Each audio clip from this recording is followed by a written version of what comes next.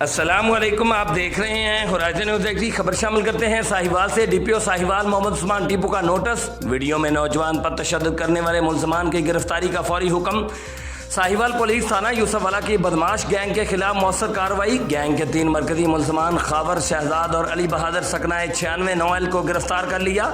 ملزمان پر مقدمہ درج کر کے پابند سلاسل کر دیا۔ ملزمان نے گزشتہ دنوں ایک دکاندار نوجوان کو تشدد کا نشانہ بنایا اور اس کی ویڈیو بنا کر سوشل میڈیا پر وائرل کی تھی، جس پر ڈی پی او ساہیوال محمد عثمان ٹیپو نے فوری نوٹس لیتے ہوئے ملزمان کی گرفتاری کا حکم دیا۔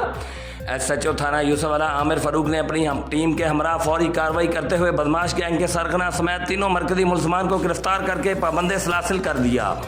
ڈی پی او ساہیوال محمد عثمان ٹیپو قانون سے بالا تر کوئی نہیں، کسی بھی قسم کی بدماشی، گنڈا گردی اور شہریوں پر تشدد ہرگز قابل برداشت نہیں۔ قانون شکن عناصر کے خلاف بلا امتیاز کارروائیاں جاری رہیں گی۔ ترجمان پولیس ساہیوال۔ رپورٹ رؤف شہزاد جٹ، divisional bureau chief Sahiwal, horizon news ایک پاکستان۔